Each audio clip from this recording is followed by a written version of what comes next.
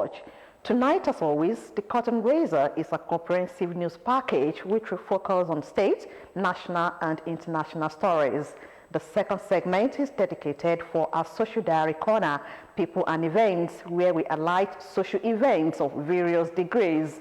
This is anchored by Mojisola Sholaja, and she's set for that again. Hello, Mojisola. Hello, Bukola.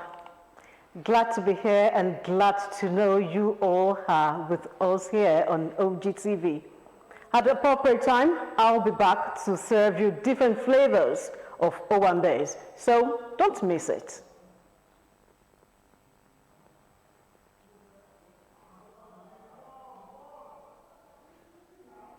I am your anchor on the segment, Bukola Agbakiso. Do stay with us.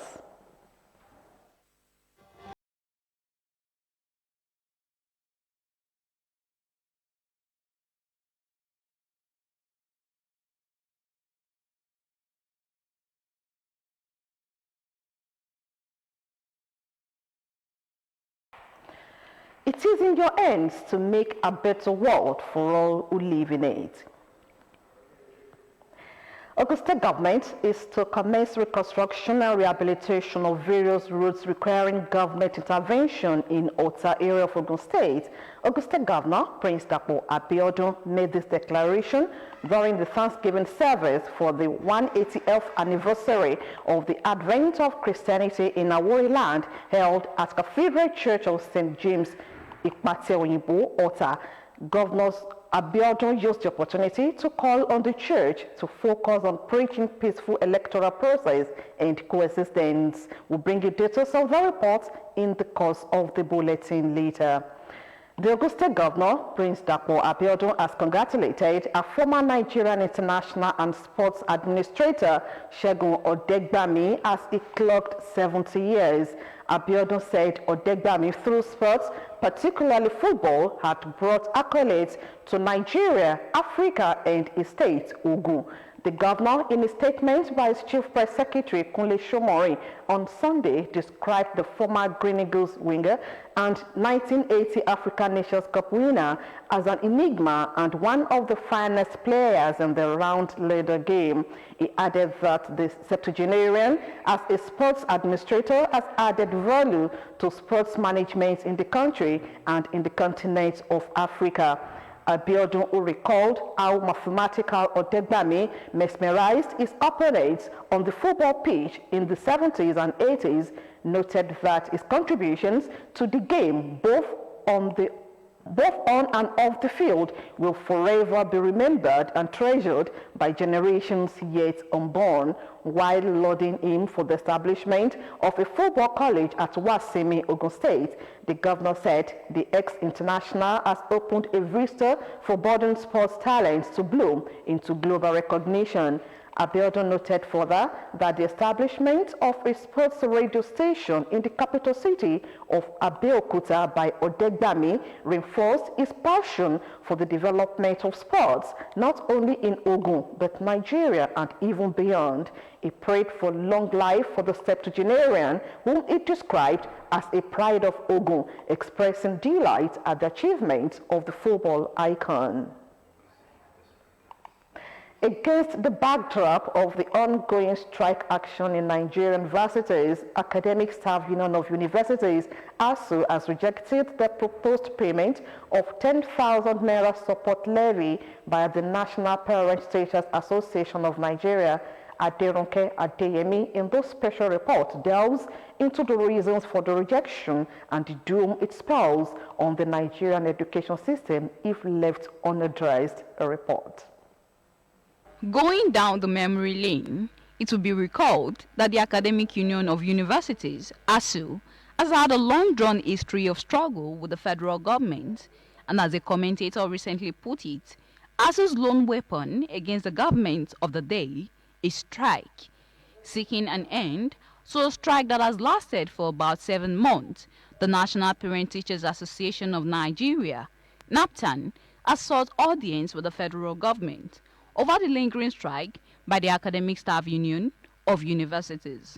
The association is also proposing the payment of 10,000 naira support levy per session for each parent to assist government in making more funds available for universities, which ASU rejected, citing that the government should get its priorities right and accord education the attention it deserves. Many Nigerians seem to subscribe to this school of thought and pressurize the government to do the needful. The 10,000 naira levy is not enough to take care of what ASU is actually looking for, what they're asking for. Apart from remuneration, they are looking for a better working environment, even for our students. The 10,000 cannot do it. We are looking at a situation where government, for once, will respond to the yearnings of the ASU. The country cannot rise above how much we are giving to education. We will remain whatever. Two things are very important. The education you provide for the country determines how far we can go. And although the strike action is condemned as one that has gone on for too long, with the real victims being the students who have been left idle since the beginning of the saga. It has to be done on the student. That's why we are pleading with the ASU to go back to classes, so that we will not have more pregnancies for most of our guests in the universities. And most of our boys will continue to go and do other vices.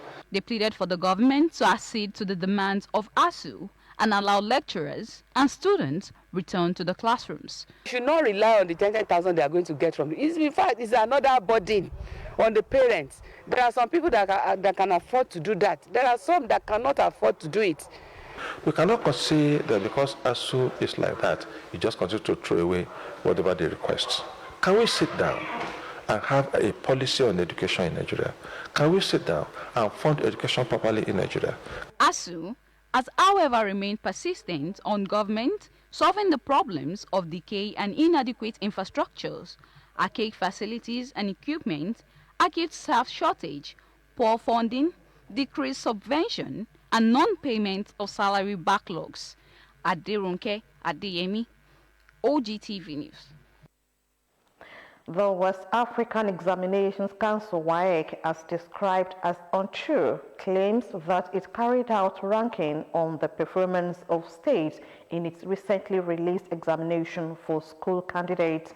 Mr. Patrick Aregan, WAEC's head of national office, dismissed the claims, which he described as misleading, false, and the underwork of mischief makers.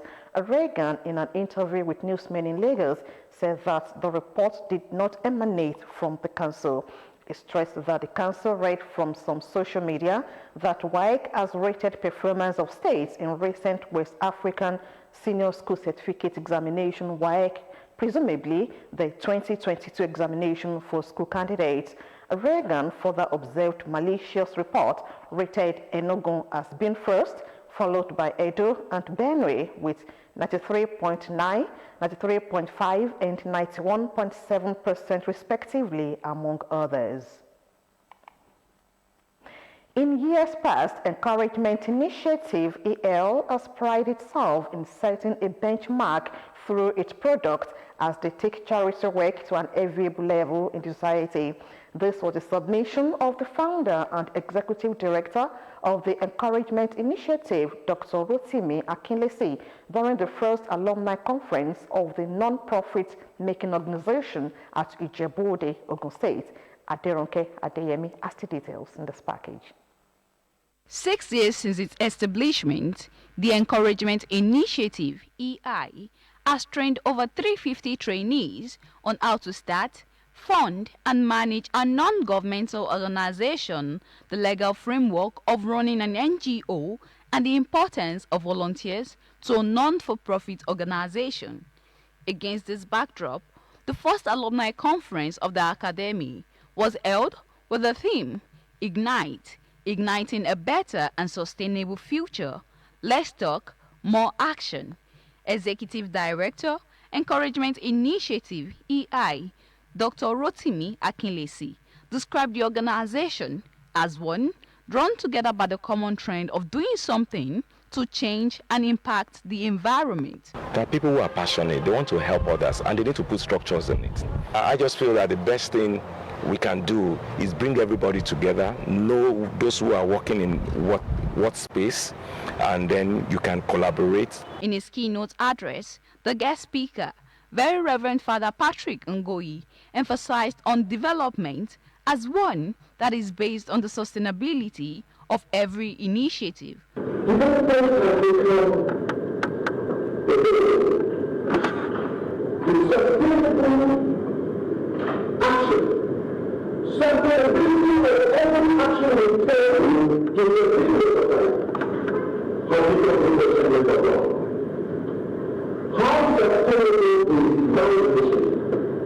Alumni charged themselves on making a difference, not by solving the world's problem, but by using available resources to make a difference for one person at a time.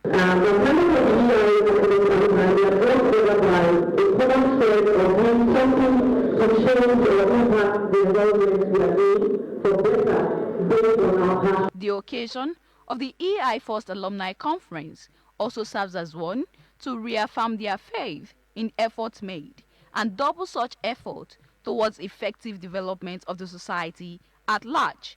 Aderonke Hadiyemi, Ogtv News. The federal government, through the Ministry of Agriculture, has introduced a new agricultural policy tagged National Agricultural Technology and Innovation Policy, NAPTEP. Consequently, the United States of America has pledged to support the initiative with $55 million. The policy is a 6-year strategy to be implemented between 2022 and 2027 with a view to introducing innovation and technology in agricultural activities in the country. The policy is expected to further increase resilience in digital agriculture, thereby promoting potential value chains and agricultural investment.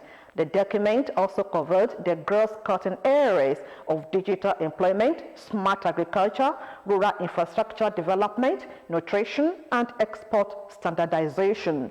Minister of Agriculture and Rural Development, Mohamed Mahmoud Abubakar, made public the policy documents.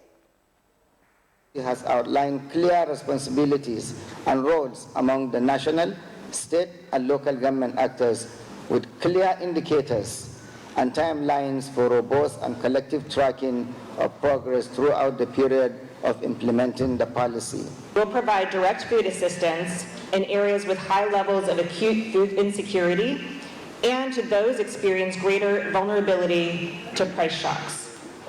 Second, we will target the agriculture sector by promoting better practices, supporting agribusinesses, reducing food loss, and supporting social protection and safety nets for smallholder farmers. Our present concern is to mobilize stakeholders towards deploying needed human and material resources through budgetary provisions and development interventions so as to steadily actualize the 10 thematic areas that the policy outlined. The federal government is to create a synergy with stakeholders and also align knowledge as well as transfer rapid mechanization, establishment of Agricultural Development Fund, extension service delivery, revitalization, and lasting development. Security stability has been described as vital to social development of Nigeria. This was the opinion of Nigerians who spoke on state policing and bearing of firearms in the face of security challenges facing the country. Ayodeji Olumi completes the report. State policing has been widely accepted as the way to go in tackling security challenges facing Nigeria. I think we have come to a point in the security situation of this country that we need to look at other options of policing and then keeping our people safe. State policing, the way I see it, is something for us that is inevitable. In fact, that is what I think we still have to go back to. Well, state police does not exist in Nigeria. People might refer to it as state police, but legally, it cannot be called state police. Stakeholders air their views on state police officers and men bearing arms. There is no doubt about that. Security agencies that assisting, supporting the police must actually bear arms. Because if you look at it very, very well, you see that what we are doing is complementing the police in securing lives and property. When you have the state police, of course, there'll be a change. Because the law is going to make provision for the state police to be able to, handle certain categories of arms and ammunition which presently cannot handle. Before it can be done, there has to be a constitutional review. There is a law also regulating bearing of firearms and use of firearms.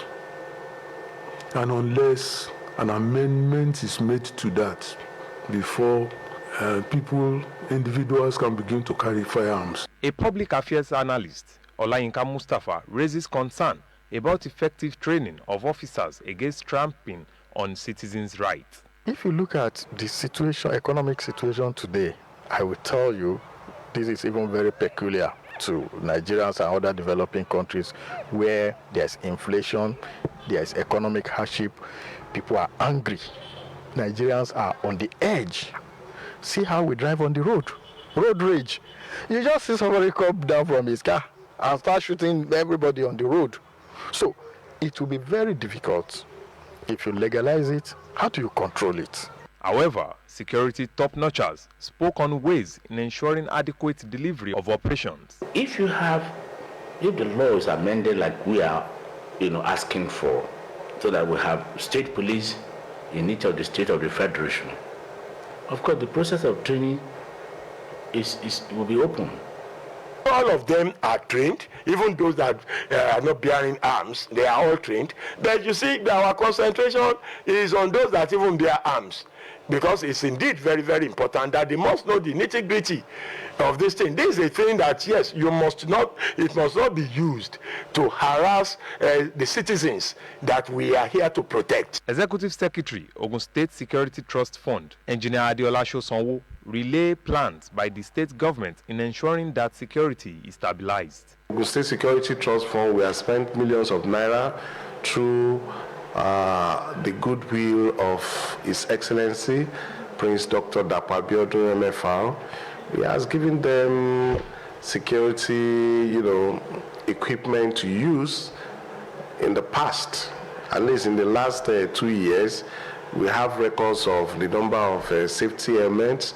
We have records of walkie-talkie that they use in communicating.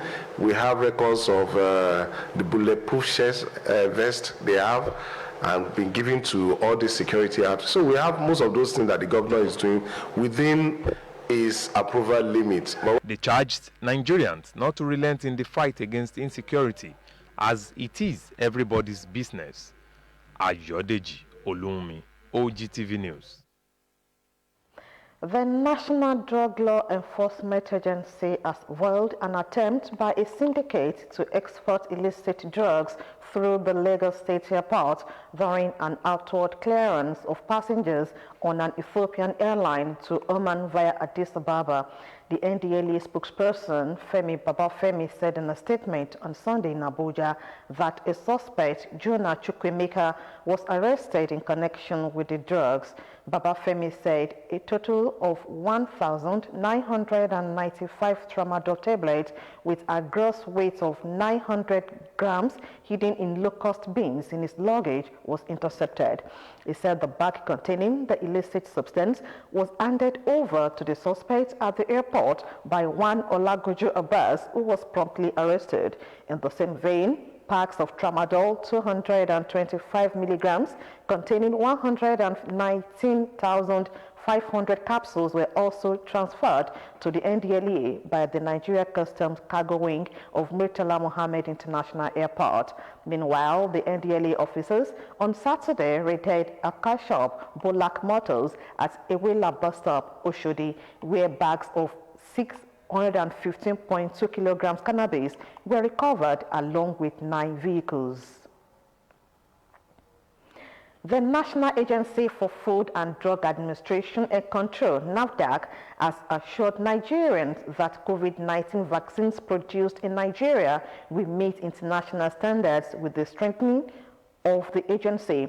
The Director General, Professor Mojisola Adeyeye, who asserted during the oversight visit to NAFDAC facilities and COVID-19 laboratory projects in Lagos by the House of Representatives Committee on COVID-19, described the federal government's huge spending on the fight against COVID-19 as demonstrated by the construction of the new COVID-19 laboratory with modern instruments and amenities as a wake-up call for the country. To ensure that the health sector is strengthened, the NAFDAC boss insisted that the regulatory agency must be strengthened. She commended the House COVID-19 Committee and Healthcare Services Committee of the 9th Assembly for committing to ensuring that NAFDAC as a regulatory agency is known internationally. Now foreign news. Floods have destroyed many properties.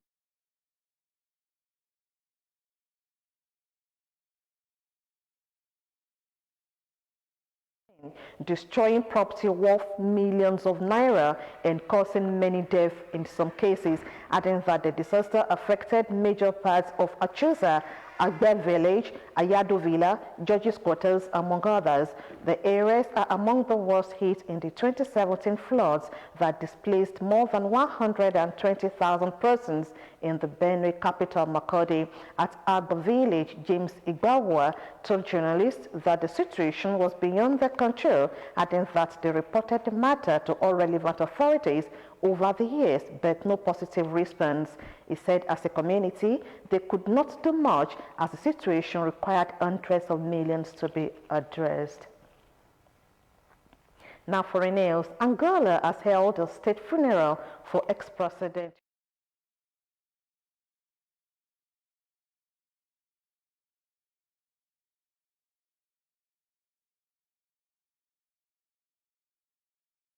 sparked a political row after his daughter opposed holding a funeral in Angola.